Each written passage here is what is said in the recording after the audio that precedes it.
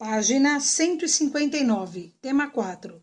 Materiais naturais e materiais sintéticos. Diversos materiais são obtidos da natureza.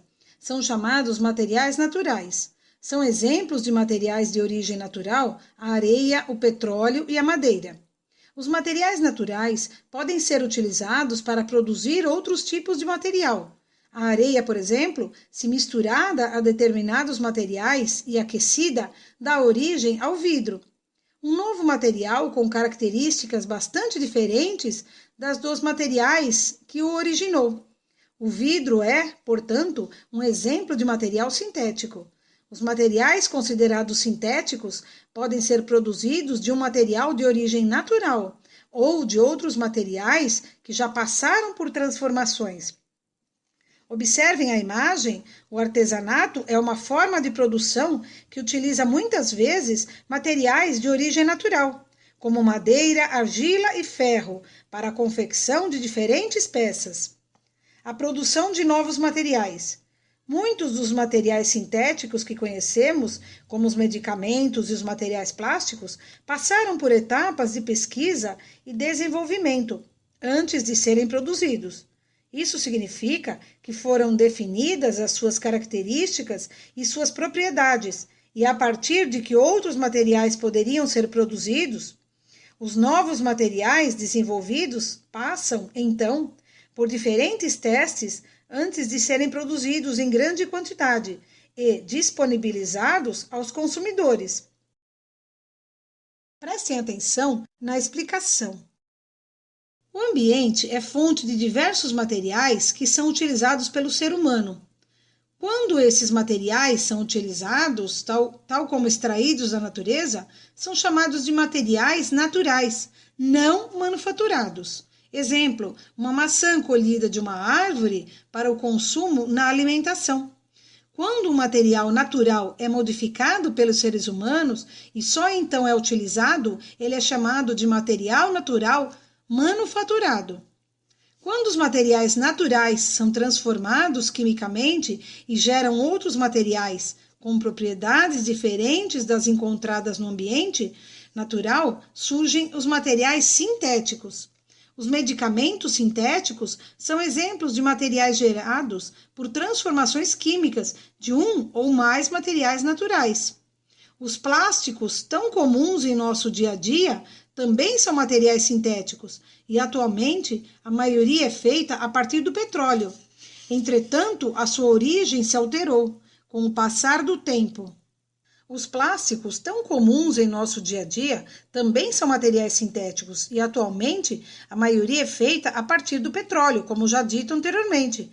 Entretanto, a sua origem se alterou com o passar do tempo. Antigamente, alguns materiais com características semelhantes aos plásticos eram produzidos com materiais naturais, como a celulose, óleos vegetais ou a borracha. O papel celofane, por exemplo, produzido com a celulose, tem características semelhantes ao plástico. A partir do século XIX, iniciou-se a produção em grande escala dos plásticos derivados do petróleo. Os produtos plásticos são utilizados para diversos fins na sociedade, desde sacolas de mercado até revestimentos de barcos e navios. Em meados do século XX, com a necessidade de reduzir o uso de petróleo, iniciou-se a produção de bioplásticos. Esse tipo de material sintético pode ser produzido com fontes renováveis, como óleos ou borrachas. Boa parte desses produtos é biodegradável, podendo ser decomposta por seres microscópicos presentes no ambiente, o que reduz consideravelmente a sua permanência no ambiente em relação aos plásticos convencionais.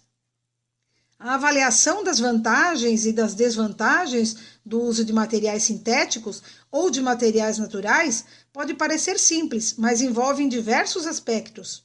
Se voltarmos na linha do tempo, que parte do uso de extratos para fins curativos até a produção do ácido acetilsalicílico, é possível perceber que a popularização deste medicamento tornou-se possível devido à sua produção industrial. Desse exemplo, podemos perceber que um dos benefícios dos materiais sintéticos é a sua possibilidade de ser produzido e distribuído em grande quantidade. Outra é sua função substitutiva. Dessa forma, pode-se evitar que um material natural, como o extrato do salgueiro branco, por exemplo, seja extinto da natureza. Outro exemplo interessante é o da descoberta dos antibióticos. Antes dela, um simples corte na pele poderia infeccionar e levar o indivíduo à morte. Em busca de uma solução para esse problema, diversos cientistas realizaram estudos no combate às bactérias, as quais já se sabia serem as responsáveis por grande parte das infecções. Em 1928, os estudos do médico britânico Alexander Fleming levou à descoberta da penicilina, um dos antibióticos mais utilizados no mundo até hoje. O uso da penicilina ajudou a salvar milhões de pessoas, melhorando a qualidade de vida, o que é um aspecto bastante positivo da produção de medicamentos sintéticos. Página 160. Fases do desenvolvimento de um medicamento. Então, vamos observar aqui quais são essas fases. Número 1. Uma equipe de especialistas define as propriedades e as características do novo medicamento. Número 2. Com base nessas definições iniciais, os pesquisadores analisam compostos em laboratório. Algumas matérias-primas usadas nessa etapa podem ser de origem natural. Número 3. Esses novos compostos passam por testes, inclusive em animais. Com base nos resultados, os pesquisadores escolhem o composto mais adequado às propriedades definidas do início. Esse será o princípio ativo do medicamento, ou seja, o composto responsável pelo efeito no organismo. Número 4. Um medicamento será formulado misturando o princípio ativo a outros compostos. O medicamento produzido passa por novos testes para que se possa avaliar seus efeitos. Alguns testes podem incluir o uso de animais. Número 5. Uma solicitação para a realização de testes em seres humanos é feita ao governo federal e um comitê de ética em pesquisa. Número 6. Se a solicitação for aprovada, a primeira fase de testes é realizada com um pequeno grupo de voluntários saudáveis, em um teste chamado teste de tolerância. Número 7. Na segunda fase, os testes são realizados em um pequeno grupo de pacientes para que a eficiência e a segurança do medicamento sejam avaliados. Número 8. Em caso de bons resultados, os testes do medicamento são realizados com um grupo maior de pacientes. Número 9. Se aprovado nos testes, é feita uma solicitação ao governo federal para que o medicamento seja registrado e possa ser produzido para comercialização. Número 10. O órgão do governo responsável por analisar essa solicitação pode rejeitá-lo ou aprová-la, com base nos resultados comprovados de segurança e eficiência do medicamento. Número 11. Se o pedido for aprovado, o medicamento pode ser produzido para comercialização. Prestem atenção na explicação. Então, com todos os medicamentos, se procede da mesma maneira, e com as vacinas também. Com a vacina da Covid-19 que estão sendo produzidas, elas vão passar por todas essas etapas até serem aprovadas e podem ser distribuídas à população. Página 161. O petróleo como matéria-prima. Existem diferentes materiais sintéticos no nosso cotidiano que são produzidos a partir de derivados de petróleo, um importante recurso natural. O petróleo é um material insolúvel em água e de origem fóssil, que leva milhões de anos para ser formado. Boa parte do petróleo existe no mundo, está armazenada em rochas sedimentares no fundo dos oceanos. Então, material insolúvel significa que ele não se dissolve, ele não se mistura com a água. O petróleo é uma mistura de diversos componentes. A destilação fracionada, realizada em refinarias, é o processo utilizado para separar parte desses componentes, de modo que eles possam ser destinados à produção de diferentes materiais, como combustíveis, entre eles a gasolina e o óleo diesel, e materiais plásticos. Observem a imagem ao lado, o petróleo é uma mistura bastante viscosa e de coloração escura. Esquema de destilação fracionada do petróleo. Então, observem aí, na região mais alta da torre estão os componentes com menor temperatura de ebulição. São os mais voláteis, ou seja, o que é o material volátil? Que nós aprendemos no tema anterior. É um material que ele evapora rapidamente. Por meio do processo de destilação fracionada, que ocorre nas chamadas torres de fracionamento, os componentes do petróleo podem ser separados em diferentes porções, ou frações. Cada porção obtida contém diferentes componentes, os quais apresentam temperaturas de ebulição muito próximas. Cada uma dessas porções pode ser empregada para obter diversos produtos. Prestem atenção na explicação. O petróleo é uma mistura complexa de compostos orgânicos, gerada pela decomposição lenta de pequenos animais marinhos, que foram soterrados em um ambiente com pouco oxigênio. Esse combustível fóssil é encontrado no fundo dos oceanos, bem como no solo, em rochas sedimentares. As jazidas datam entre 10 milhões e 500 milhões de anos. As principais características do petróleo são: é um líquido escuro, viscoso, inflamável, ou seja, pega fogo facilmente, menos denso que a água, ou seja, a água é mais pesada que ele. Pelo fato de ser uma das principais fontes de energia a nível mundial, o petróleo é conhecido como ouro negro.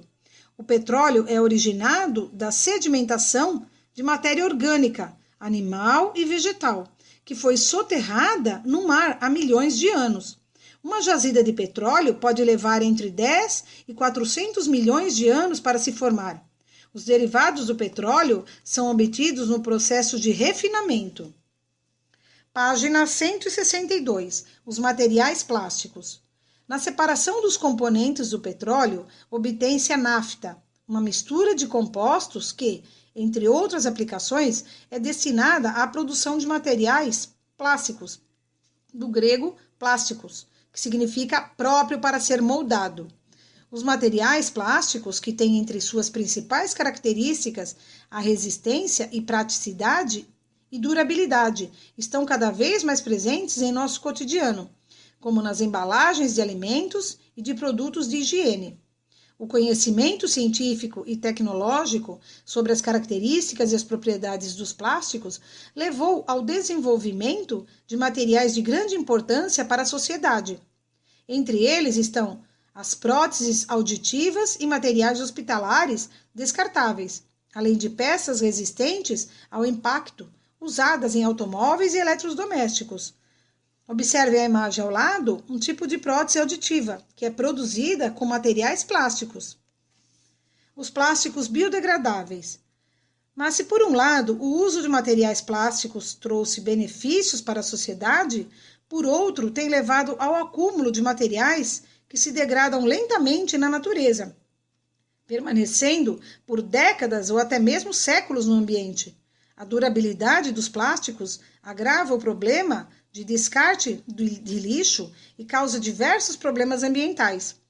Como alternativa aos plásticos produzidos com derivados de petróleo, que não são facilmente decompostos, estão sendo desenvolvidos os chamados plásticos biodegradáveis, que podem ser degradados, ou seja, decompostos, mais rápido por micro-organismos presentes no ambiente.